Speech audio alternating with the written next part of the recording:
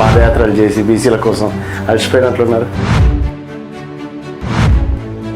తెలంగాణ చరిత్రలోనే ప్రప్రథమ బీసీ రాజ్యాధికారం కోసం రాజ్యాధికార పాదయాత్ర చేపట్టిన.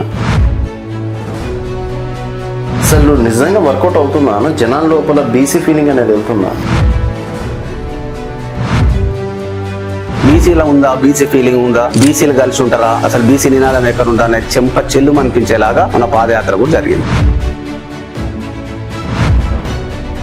సమావేశాలు పాదయాత్రలు చేస్తే బీసీల ఫీలింగ్ వచ్చినట్ట నాకు ఏది చేస్తే వస్తుందని అడుగుతాం ఒక జర్నలిస్ట్.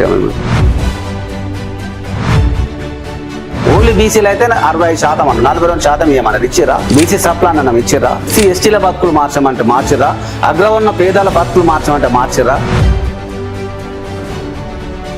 ఇంట్లో కూర్చుంటేనైతే రాదు బీసీ రాజు. హోటళ్ళలో తాజ్ క్రిస్టియన్లో తాజ్ బంజారాస్లో ఏసీలలో కూర్చుంటే రాదు. ఇదే రేవంత్ రెడ్డి గారు అసెంబ్లీలో చెప్పడం అనేది జరిగింది. దానికి సంబంధించి ఒక జియో కూడా విడుదల చేయడం అనేది జరిగింది. సో వాళ్ళకన్నా రేవంత్ రెడ్డి గారు బెటర్ అంటారా మీ ఒపీనియన్? అట్లా అన్న పండబెట్టి తొక్కాలంటున్నాయి. ఈ రెడ్లు అంతా బీసీలకు వ్యతిరేకం, బాపనోళ్ళంతా వ్యతిరేకం, కోమటోళ్ళంతా వ్యతిరేకం అన్నట్టు కూడా పెద్ద పెద్ద మాటలు మాట్లాడు. బీసీ సప్లాన్ అడ్డుకాలు వేసిన నా కొడుకులంతా శత్రువులే అంటా ఉంది.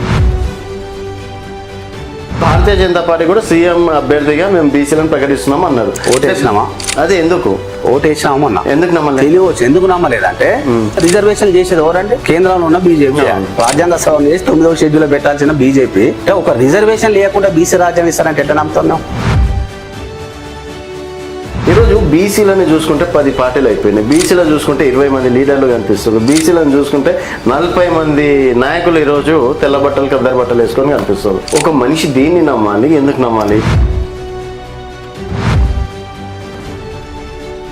తలాతోకలేని అగ్రవర్ణ పాలకులు 1% ఉన్నోడేమో బీఆర్ఎస్ పార్టీ ఉంటుంది, కాంగ్రెస్ ఉంటుంది, బీజేపీ ఉంటుంది, ఆ పార్టీ ఉంటుంది, ఈ పార్టీ ఉంటుంది. బీసీలకు ఉండొద్దా?